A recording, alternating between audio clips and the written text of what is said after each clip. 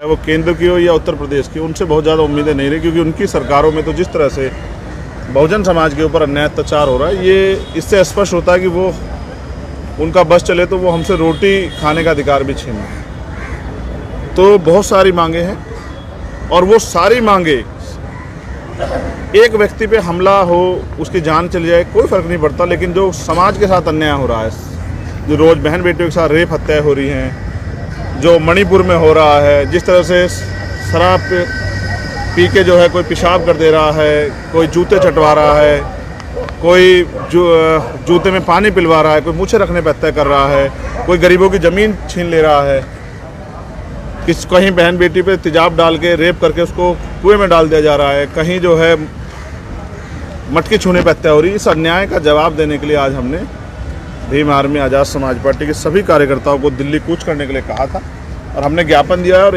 15 दिन का उनको समय दिया है। 15 दिन के बाद हम अपनी रणनीति तय करेंगे कि आगे की लड़ाई हमको कैसे लड़नी है। प्रमुख मांगे क्या है आपकी इसमें? देखिए, हमारी पहली मांग है,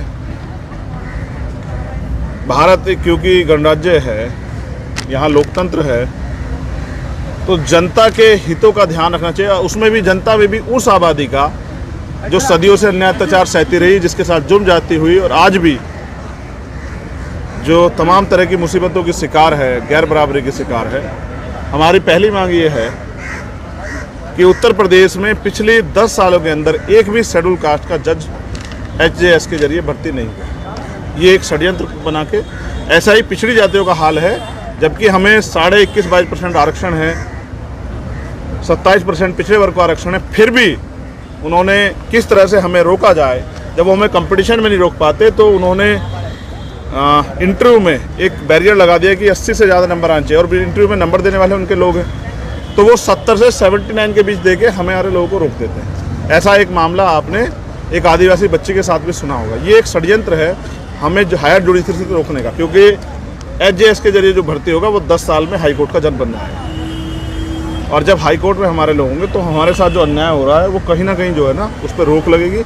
इसलिए हमारी मांग ये है कि हायर जुडिशरी में SC ST OBC को जनसंख्या के आधार पे आरक्षण जो है की व्यवस्था की जाए।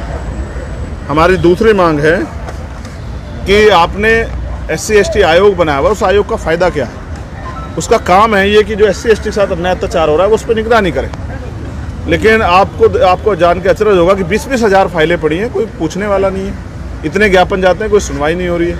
इन सब से ये महसूस होता है कि हमारे ज्ञापन शायद वहाँ कोई देख भी नहीं रहा है। और कुछ स्टेट तो ऐसे जैसे बिहार है, वहाँ आयोग ही नहीं है, उत्तर प्रदेश है, अभी आयोग के अध्यक्ष ही नहीं है 2.5 साल से। इसका मतलब इन सब संस्थाओं का, जो संस्थाएँ हमारी पैरवी के लिए थी, हमें संरक्षण देने के लिए थी, उनको पंगु बना के सरकारों ने छोड़ दिया। इसलिए हमने मांग की है कि SC ST का एक तो जो जज हो वो कोई पॉलिटिकल आदमी होने की बजाय उसको हाई कोर्ट या सुप्रीम कोर्ट के जज को बनाया जाए, जिसको जानकारी अपने अधिकारों की। और दूसरा, जिला लेवल तक भी आयोग का गठन किया जाए और उनका काम हो कि वो SC ST के साथ जो अन्याय अत्याचार हो रहे हैं उन पर निगरानी रखे, और जो अधिकारी, चाहे वो इन्वेस्टिगेशन में या जो और कहीं किसी उसमें एविडेंस पे जो गलतियां की जा रही है, उनको पकड़ के ऐसे अधिकारियों पे कार्रवाई करने का काम करें, सेक्शन 4 में मुकदमा दर्ज कराने की मदद कराएं। हमारी तीसरी मांग है जो बहुत महत्वपूर्ण है, एक्ट से जुड़ी हुई है। हमने मांग की है कि एक्ट में प्रावधान है कि 7 साल से ज़्यादा प्रैक्टिस किए वकीलों की एक पैनल बनेगा, जिसका काम होगा कि वो कोर्ट की पैरवी पर निगरानी रखें। हम लोग लीगल में सबसे पीछे रहते हैं, इसलिए हम लीगल को मजबूत करने के लिए हमने मांगे की हैं। क्योंकि 2018 में जब संशोधन हुआ एक्ट में, बीजेपी ने इसका बहुत गुणगान किया कि हमने एक्ट में वो किया, लेकिन उस एक्ट को इतना कमज़ोर कर दिया है। उसमें प्रावधान है कि 60 दिन के अंदर सज़ा होनी चाहिए। आप बताओ कितने मुकदमे में 60 दिन के अंदर सज़ा हो रही है?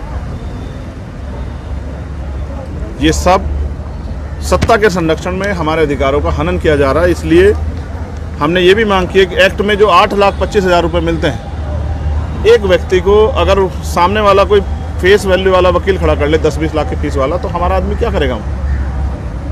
हत्या, रेप जैसे मुकदमे अपने लोगों को बचाने के लिए लोग खड़े करेंगे। तो ऐसे में हमारी तरफ से कौन वो होगा, इसलिए हमने मांग की है कि SC/ST के जो हीनियस क्राइम, जैसे वो 307 का मामला हो, वो 302 का मामला हो, वो 376 का मामला हो, हत्या, रेप, ऐसे मामलों में, इरादतन हत्या या अपमान के मामलों में 50 लाख रुपए की आर्थिक मुआवजा जो है वो पीड़ित के परिवार को मिले, प्लस उसको एक सरकारी नौकरी मिले कि जिनके परिवार से व्यक्ति चला गया उनको अपने पैरों पर खड़े होने का अवसर मिले। प्रमोशन में रिजर्वेशन SC/ST OBC के सभी कर्मचारियों के लिए जो आर्टिकल 16(4) ये कहता है प्रमोशन में रिजर्वेशन की व्यवस्था सरकार कराए। सुप्रीम कोर्ट ने आदेश दिया कि होना चाहिए, लेकिन ये कह दिया कि सरकार चाहे दे सकती है, कोई सरकार नहीं देगी क्योंकि हमारी सरकार तो है नहीं बहुजनों की। तो इसलिए हमने मांग की प्रमोशन में रिजर्वेशन SC/ST OBC कर्मचारियों को दिया जाए। फिर हमारी ये मांग है कि जाति आधारित जनगणना हो। आप पहले SC/ST की जनगणना कराते, अब आपने वो भी बंद कर दी। वो 21 में होनी थी, 23 चल गया, आप जवाब नहीं दे रहे हैं। और सबकी तो 19 जो है वो जातिगत जनगणना जो है वो 1931 के बाद हुई नहीं है।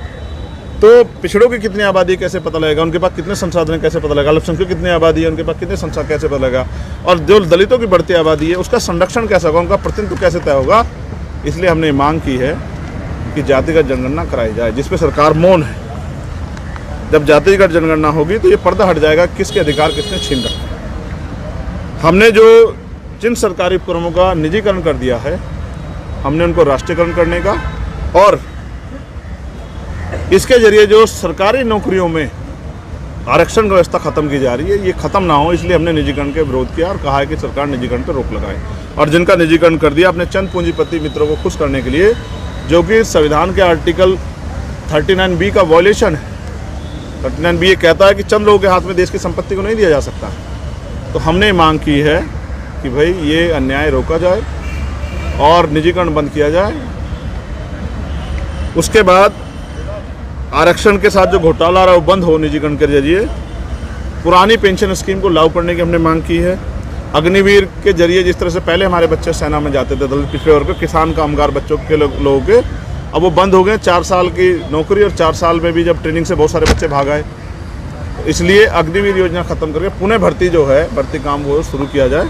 हमने तो बहुत दिन पहले भी कहा कि अगर क्या जाति आधारित रेजिमेंट आपको रखनी है तो हमारे आप चमार रेजिमेंट पुनः बहाल कर दो। आप और जातियों को भी सम्मान देते, उनको भी देश सेवा का मौका दो। आप गुर्जर रेजिमेंट बना दो, आप अही रेजिमेंट बना दो, आप प्रजापति रेजिमेंट बना दो, या फिर देश की सेवा करने वाली समाज को भी पुनः आप उनकी रेजिमेंट बहाल करके मौका दो। हमने किसानों के लिए MSP पे गारंटी की बात की है, और फिर हमने ये भी बात की है कि किसानों को पे जो झूठे मुकदमे लगा के उनको परेशान किया गया 13 महीने के आंदोलन में, मुकदमे वापस हों। और जो सम्मान निधि, किसान सम्मान निधि आप दे रहे हैं 6,000 रुपये, उसको बढ़ा के 24,000 रुपये किया जाए, क्योंकि हमारे यहाँ बहुत सारा ये क्षेत्र किसानों का है, और किसानों का और मजदूरों का अपना एक अलायंस है नेचुरल, तो उनको भी जो है ना इसकी सुविधा का फ़ायदा मिले। हमने आउटसोर्सिंग के जरिए जिस तरह से आरक्षण व्यवस्था पर भी कुठाराघात हो रहा है, और जिस तरह से समान काम समान वेतन का प्रस्ताव और अधिकार जो है संविधान देता है, उसका जो उल्लंघन हो रहा है, इसके खिलाफ भी हमने मांग की है कि समान काम का समान वेतन। अगर आप किसी को ठेके पे भी रख रहे, पहले ठेकेदार और संविदा कर्मी खत्म होनी चाहिए, क्योंकि जिनकी ताकत है वो अपने लोगों को रख के और फिर ख़त्म कर देते हैं। और सबसे ज़्यादा नुकसान हो रहा है हमारे लोगों को, जो सफाई कर्मचारी काम करते हैं। इसलिए हमने मांग की है कि जो ठेके पे काम कर रहे हैं उनको आरक्षण का नियमावली का पालन करते हैं, उनको आप परमानेंट कर दो। इससे हमारे दिल्ली में लाखों कर्मचारी परमानेंट हो जाएंगे। या फिर आप उनको अगर ठेकेदारी पे भी काम लेना चाहते हैं, तो जब आप सरकारी को 50,000 रुपये दे तो उसको 50,000 रुपये दो, जब आपसे उसे वही काम ले रहे हो। उसके साथ साथ हमारी और महत्वपूर्ण मांग है कि UCC की बात सरकार कर रही है, उसको चुनावी एजेंडा बना रही है। हम इसको लागू करने से पहले और इस पर बात करने से पहले हम ये चाहते हैं कि देश में क्या सरकार बताए क्या सामाजिक और आर्थिक गैरबराबरी खत्म हो गई है, धार्मिक और राजनीतिक गैरबराबरी खत्म हो गई है, शैक्षणिक जो है गैरबराबरी और लैंगिक गैरबराबरी क्या खत्म होगी। सरकार को इसके डांटे जो है जारी करना चाहिए, और पहले इन पे काम करना चाहिए। अभी देश हाशिए पे पड़ा है, 80 करोड़ लोग सस्ता राशन लेते हैं, 54% लोगों पे एक ज़मीन नहीं है। सरकार को जवाब देना चाहिए, देश की आज़ादी के बाद इन वर्गों को मिला क्या है, इनकी वोट 85% है, इनको हिस्सेदारी कितनी मिल रही है। और एक हमारी मांग है, क्योंकि पिछले बहुत दिनों तक हमारे लोगों ने मजाक बनाया, विरोधियों ने मजाक बनाया ये कह के कि हमला जो है ये प्रायोजित हमला है, सुरक्षा के लिए है या सस्ती लोकप्रियता के लिए है। ये सारा हमला जो है सरकार के संरक्षण में प्रायोजित हुआ। और मैं प्रधानमंत्री से आज दिल्ली कहने आया था, उनको कब सुनाई देता है। मैंने उनसे मांग की है हमारे संगठन, हमारे नेताओं, हमारे साथियों के जरिए कि भाई इस घटना की सीबीआई जांच कराया जाए। आपने चंद लोग पकड़ के जेल में डाल दिया, आपने जो बड़े जिन लोगों ने इसको संरक्षण देने का काम किया, जिनके नेतृत्व में अपराध हुआ, उनको गिरफ्तार नहीं किया। इसलिए आप इसकी जांच कराओ कि इसमें कौन कौन लोग शामिल है, हमें पता लगे कि हमारी हत्या कौन कराना चाहता है। और रही बात सुरक्षा की मांग करना हमारा अधिकार है। जब इस देश में जिनकी सरकारें हैं, उनके विधायक को और मंत्री को, नेता को, सबको सुरक्षा मिल रही, तो हमारी पार्टी के कार्यकर्ता नेताओं को भी सुरक्षा मिलनी चाहिए। हम भी टैक्स देते हैं, वो भी टैक्स देते हैं। सरकार का जो पैसा जिससे उनको संरक्षण मिलता है, सुरक्षा को, वो सारा आम आदमी का पैसा है, किसी गरीब लोगों का पैसा है। उस पैसे जब आप उनको सहूलियतें देते हो तो देश के विपक्ष के जो नेता उनको क्यों देते? इसलिए हमने उनसे सुरक्षा की मांग की है। लेकिन सुरक्षा से पहले जो मैंने आपको बताया कि मेरी सुरक्षा तो हो जाए, विनयतन सिंह जी की, आवेश जी की, जतिन जी की, अमित कसाना, रविंद्र भाटी की सुरक्षा कैसे हो, इसका भी संज्ञान सरकार को लेना चाहिए। जो सत्ता संरक्षण में हत्या हो रही बंद होनी चाहिए। और एक मांग हमने की है कि मॉब लिंचिंग पे कानून बनना चाहिए। तो मेरा ऐसा मानना है कि सरकार हमारी मांग नहीं सुनेगी तो इसके खिलाफ हम जन आंदोलन करेंगे। 15 दिन हम इंतजार करेंगे, फिर हम आगे की रणनीति बनाएंगे और उसके बाद हम देश में घूम घूम के लोगों को जागरूक करने का काम करेंगे। और जातियों बटा समाज है, दलित समाज, पिछड़ा वर्ग, मुस्लिम, जैन, सिख, बौद्ध, ईसाई और जो आदिवासी समाज है उसको हम इकट्ठा करने का काम करेंगे। उनकी वोट की शक्ति, उनमें जागरूकता पैदा करने का काम करेंगे और उनको समझाएंगे कि अपने देश में किसी के भरोसे मत रहो। 70 साल हो गए आपको इनके धोखे खाते खाते, अब इनके धोखे से बाहर निकल के आप आज़ाद समाज पार्टी काशीराम के साथ खड़े होकर अपने आप को ताकतवर बनाओ। क्योंकि जिनका राज होता है उनके साथ अन्याय अत्याचार नहीं होता। हमने अपनी बच्चियों को इसलिए नहीं पैदा किया कि उनको कोई अपराधी आके नोच ले। हमने इसलिए हमारे परिवारों में बच्चे पैदा नहीं हो रहे कोई उनकी मूंछ रखने पर हत्या कर दे। इस अन्याय को हम लोग सहने वाले नहीं। और चैलेंज करने के लिए हमने आए कि हम संविधान के जरिए इस चैलेंज का जवाब देंगे। लगातार देश में जब दलितों पर अन्याय अत्याचार होता है तो जो आरोपी होते हैं विशेष जाति की, वो जाति के लोग पंचायतें करते हैं, उनको आर्थिक सहयोग भी करते हैं। लेकिन जब और ओबीसी समाज के लोग किसी पर अन्याय अत्याचार करते हैं तो उनके घर पर बुलडोजर चल जाता है, उनको ऐसी सजा दी जाती है कि उनकी कई पीढ़ियाँ याद रखती हैं। तो इस पर आपका क्या विचार? कानून, भारत में कहते हैं कानून सबके लिए जन्म से अधिकार है, लेकिन कानून यहाँ ताकतवर लोग कानून से खेलते हैं और गरीबों के लिए कानून जो है ना वो गले की फांस बन जाता है। मैं कानून का पालन करना चाहता हूँ, लेकिन मैं चाहता हूँ कानून के नाम पे किसी एक समुदाय को प्रताड़ित ना किया जाए, किसी एक समुदाय को छूट ना दी जाए। और देखो फिर आप मेरी मानो, मेरे कहने से कुछ नहीं होगा। समाज अब तक तैयार होकर अपनी राजनीतिक ताकत नहीं बनाएगा। इस अन्याय को समाज को सहना पड़ेगा, क्योंकि यहाँ लोकतंत्र है। वो चाहें तो किसी गरीब के बेटे को भी ताकतवर बना सकते हैं और किसी अमीर को भी कुर्सी से उतार सकते हैं। तो 20 वर्ष से आपने स्टेटों में बहुत नालायक सरकार, ज़्यादा उम्मीद नहीं करता, लेकिन अपने समाज को समय समय पर जागरूक करना जरूरी है। आगे 2023 का चुनाव आ रहा है, मध्य प्रदेश, राजस्थान, छत्तीसगढ़, तेलंगाना का, और फिर 2024 का भी चुनाव है। हम इस देश में अपने आगे संविधान को छिन भिन होते हुए उसके अधिकारों को खत्म होते नहीं देख सकते। हम सिपाही हैं मिशन के, हम लोग लड़ेंगे। इसलिए समाज को अभी से तैयार कर रहे हैं कि वो, और आज अग्नि परीक्षा थी कार्यकर्ताओं की, इतनी धूप में भी लोग डटे रहे। इससे स्पष्ट होता है कि बिहार में आज़ाद समाज पार्टी के कार्यकर्ताओं बहुत सारा उन्होंने कमर कस ली।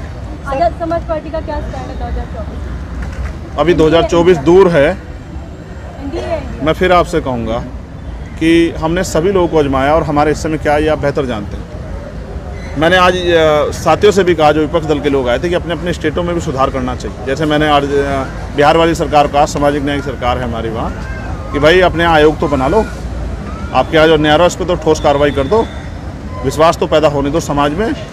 कांग्रेस की सरकार है राजस्थान में, मैंने उनसे भी कहा कि आपके यहाँ रेप, हत्या, इतने अन्याय अत्याचार हो रहे हैं, आप आँख बंद करके क्यों बैठे हैं, अपने नेताओं को कहो। तो मैं व्यक्तिगत रूप से आपसे कहूँगा, बाकी पार्टी की लीडरशिप का जो आदेश होगा, जो उनका स्टैंड होगा, मैं उसी पे बात कर सकता हूँ। आज मैं ये कुछ बड़ी बात इस पर नहीं कह सकता, लेकिन अभी 2023 के चुनाव के लिए पार्टी ने मेरी ड्यूटी लगाई है। छत्तीसगढ़, राजस्थान, तेलंगाना, मध्य प्रदेश में आज़ाद समाज पार्टी अपने बलबूते मजबूती से लड़ेगी। और हमारा प्रयास रहेगा छोटे छोटे दल को लेके, जिस तरह से हमने करके भी दिखाया 12 फरवरी को भोपाल में, हम एक बड़ी ताकत बना के सत्ता की चाबी अपने हाथ में लेने का काम करेंगे। आप एनडीए इंडिया से कोई अलग गठबंधन बनाना चाहते हैं क्या? नहीं, हम तो बहुजनों का गठबंधन बनाना चाहते हैं। तो अलग ही होगा ना? अगर किसी के गठबंधन में बहुत सारे लोग हैं, किसी के में कम लोग हैं, लेकिन अगर उनके किसी के भी गठबंधन में हमारे मुद्दे हो, क्योंकि देखो हम अगर किसी के साथ जाएंगे तो हम अपने मुद्दों के साथ जाएंगे, अपने समाज की सुरक्षा के लिए जाएंगे, अपने समाज के सशक्तिकरण के लिए जाएंगे, अपने समाज को अपने पैरों पर खड़ा करने के लिए जाएंगे, ना कि कुर्सी के चक्कर में। तो हम अपने